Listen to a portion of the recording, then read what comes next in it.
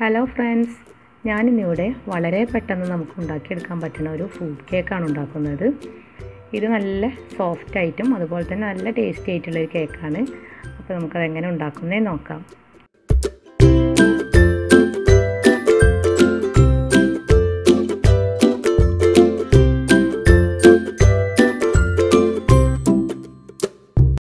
Fruit കേക്കിന് വേണ്ടിയിട്ട് നമുക്ക് അല്പം പഞ്ചസാര ഒന്ന് കാരമലൈസ് ചെയ്തെടുക്കണം.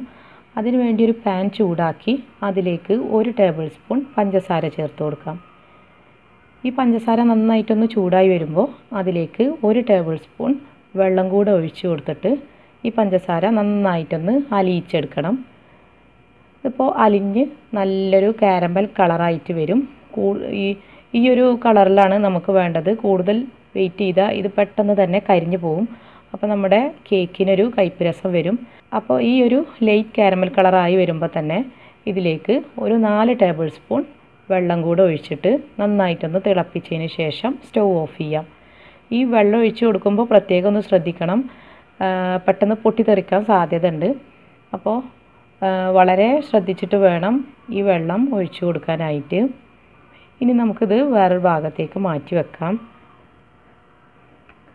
ഇനി വേറൊരു ബൗൾ എടുത്തതിന് ശേഷം അതിലേക്ക് കുറച്ച് മിക്സഡ് നട്ട്സ് ഇട്ട് കൊടുക്കാം. ഞാനിവിടെ 1/4 കപ്പോളം ബദാമും പിന്നെ കുറച്ച് കാഷ്യൂനട്ടും കൂടെ ചെറുതായിട്ട് മുറിച്ചെടുത്തതാണ് എടുത്തിട്ടുള്ളത്. പിന്നെ ഞാനിവിടെ എടുത്തിട്ടുള്ളത് കുറച്ച് ചെറുതായിട്ട് മുറിച്ചെടുത്തിട്ടുള്ള ചെറിയും പിന്നെ കുറച്ച് ടൂട്ടി ഫ്രൂട്ടി പിന്നെ ഒരു 2 ടേബിൾ സ്പൂണോളം ഉണക്കമുന്തിരിയും കൂടെ എടുത്തിട്ടുണ്ട്. ഇതും കൂടെ ഇതിലേക്ക് ചേർത്ത് കൊടുത്തിട്ട് നന്നായിട്ടൊന്ന് മിക്സ് ചെയ്തെടുക്കുക.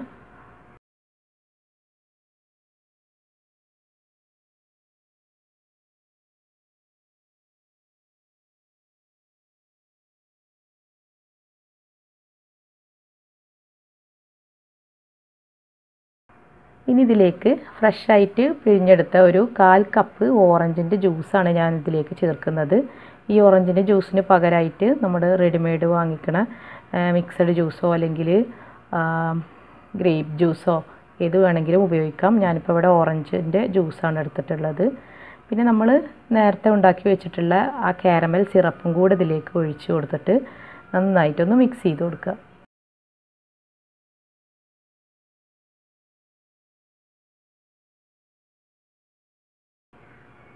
ഇനി വേണ്ടത് മധുരത്തിന് ആവശ്യമായിട്ടുള്ള പഞ്ചസാരയാണ്. ഞാനിവിടെ ഒരു 1/4 കപ്പോളം പഞ്ചസാര ചേർത്തിട്ടുണ്ട്. ഞാൻ വളരെ കുറച്ച് ക്വാണ്ടിറ്റിയാണ് ഉണ്ടാക്കുന്നത്. അപ്പോൾ ഒരു 1/4 കപ്പോളം പഞ്ചസാര മതിയാകും. ഇനി ഈ പഞ്ചസാരയും കൂടെ ഇതിൽ നന്നായിട്ടൊന്ന് മിക്സ് ചെയ്തതിന് ശേഷം ഇത് 2 മണിക്കൂർ നമുക്ക് ഒന്ന് സോക്ക് ചെയ്യാനായിട്ട് വെക്കാം. ഞാനിവിടെ ഒരു ബൗളിലേക്ക് 1 കപ്പ് മൈദ എടുത്തിട്ടുണ്ട്. ഇനി ഇതിലേക്ക് 1 ടീസ്പൂൺ ബേക്കിംഗ് പൗഡർ ചേർക്കാം. പിന്നെ വേണ്ടത് ഒരു 1/4 ടീസ്പൂൺ ബേക്കിംഗ് സോഡ. പിന്നെ ഞാൻ ചേർക്കുന്നത് 2 ടീസ്പൂൺ കോൺഫ്ലവർ. പിന്നെ ഒരു 1/4 ടീസ്പൂൺ ജിഞ്ചർ പൗഡർ, നമ്മുടെ ചുക്ക് പൊടി. പിന്നെ വേണ്ടത് ഒരു 1/4 ടീസ്പൂൺ തന്നെ നമ്മളെ പട്ട പൊടിച്ചത്. ഇതിൻ്റെ ഫ്ലേവർ ഇഷ്ടമുണ്ടെങ്കിൽ മാത്രമേ ചേർത്താൽ മതി. ഇതും കൂടെ ചേരുമ്പോൾ ഈ ഫ്രൂട്ട് കേക്കിന് നല്ലൊരു മണം കൂടെ ഉണ്ടാകും. അപ്പോൾ ഒരു 1/4 ടീസ്പൂൺ പട്ട പൊടിച്ചതും കൂടെ ചേർക്കാം. എന്നിട്ട് എല്ലാം കൂടെ നന്നായിട്ടൊന്ന് മിക്സ് ചെയ്ത് കൊടുക്കാം. ഒന്നുകിൽ ഇതുപോലെ മിക്സ് ചെയ്ത് കൊടുക്കുക, അല്ലെങ്കിൽ ഒരു അരിപ്പയിലിട്ടിട്ട് ഒന്ന് അരിച്ചെടുത്താലും മതി. എന്നിട്ട് ഇതൊന്ന് മാറ്റി വെക്കാം. അപ്പോൾ നമ്മുടെ ഈ ഫ്രൂട്ട്സും നമ്മുടെ ടൂട്ടി ഫ്രൂട്ടി എല്ലാം കൂടെ മിക്സ് ചെയ്തെടുത്തത് ഏകദേശം ഒരു 2 മണിക്കൂർ ആയിട്ടുണ്ട്. ഇനി ഇതിലേക്ക് ഒരു 1/4 കപ്പ് റൂം ടെമ്പറേച്ചറിലുള്ള ബട്ടർ ചേർത്ത് കൊടുക്കാം. ബട്ടറോ അല്ലെങ്കിൽ സാധാരണ നമ്മുടെ കുക്കിംഗ് ഓയിലോ ചേർക്കാം. ഞാനിപ്പോൾ ഇവിടെ ബട്ടറാണ് ചേർക്കുന്നത്. എന്നിട്ടിത് നന്നായിട്ടൊന്ന് മിക്സ് ചെയ്ത് കൊടുക്കുക.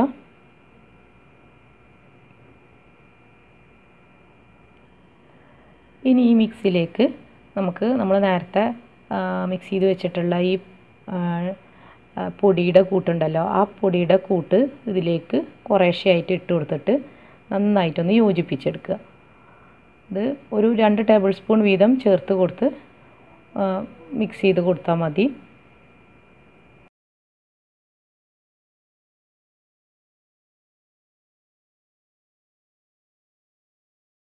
ഞാനിപ്പോൾ ഈ പൊടിയെല്ലാം ഇട്ട് ഒന്ന് യോജിപ്പിച്ചെടുത്തിട്ടുണ്ട്. ഇനി ഇതിലേക്ക് ഒരു ഫ്ലേവറിന് വേണ്ടിയിട്ട് ഞാനൊരല്പം വാനില എസൻസ് ചേർക്കുന്നുണ്ട്. ഒരു 1/4 ടീസ്പൂൺ മുതൽ 1/2 ടീസ്പൂൺ വരെ നമുക്ക് വാനില എസൻസ് ചേർത്ത് കൊടുക്കാം. ഇതും കൂടെ നന്നായിട്ടൊന്ന് മിക്സ് ചെയ്ത് കൊടുക്കുക. അപ്പോൾ അത് നല്ലൊരു കട്ടിയുള്ളൊരു ബാറ്ററായിട്ടാണ് നമുക്ക് കിട്ടിയിട്ടുള്ളത്. അപ്പോൾ അത് അല്പം കൂടെ ഒന്ന് ലൂസാക്കി എടുക്കണം. അപ്പോൾ അതൊന്നും കൂടെ ലൂസാക്കി എടുക്കാനായിട്ട് ഞാനിപ്പോൾ ഇവിടെ 1/2 കപ്പ് പുളിയില്ലാത്ത മോരാണ് എടുത്തിട്ടുള്ളത്. ഇനി മോര് നിങ്ങളുടെ കയ്യിലില്ലെങ്കിൽ 1/2 കപ്പ് പാലെടുത്ത് അതിലേക്ക് 1 ടേബിൾ സ്പൂൺ വിനാഗിരിയും കൂടെ ഒന്ന് ചേർത്ത് ഒരു 10-15 മിനിറ്റോളം ഒന്ന് മാറ്റി വെക്കുക. അപ്പോൾ നമുക്ക് അധികം പുളിയില്ലാത്ത തൈര് കിട്ടും. അത് ചേർത്ത് കൊടുത്താലും മതി. ഇനി ഈ മോരൊഴിച്ചിട്ട് നന്നായിട്ട് ഇതൊന്ന് മിക്സ് ചെയ്ത് കൊടുക്കുക. അതിപ്പോൾ ഈ ഒരു കൺസിസ്റ്റൻസിയിലായിട്ടുണ്ട്. അപ്പോൾ പാകത്തിനായിട്ടുണ്ട്.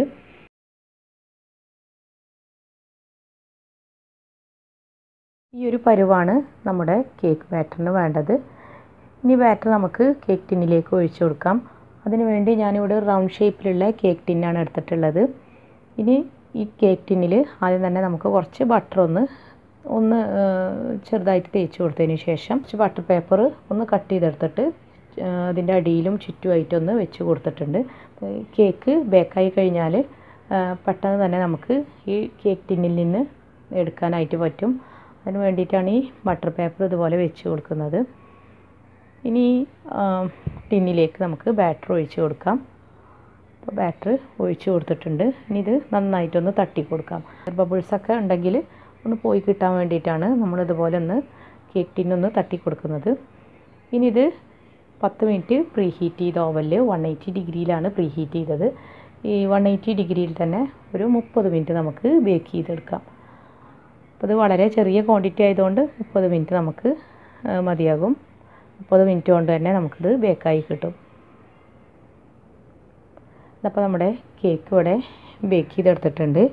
ഇതിപ്പോൾ 30 മിനിറ്റ് കൊണ്ട് തന്നെ എനിക്ക് ബേക്കായി കിട്ടിയിട്ടുണ്ട്. അപ്പോൾ ഇത് കട്ട് ചെയ്തപ്പോൾ നല്ല സോഫ്റ്റ് ആയിട്ടുള്ളൊരു കേക്കാണ് നമുക്ക് കിട്ടുന്നത്.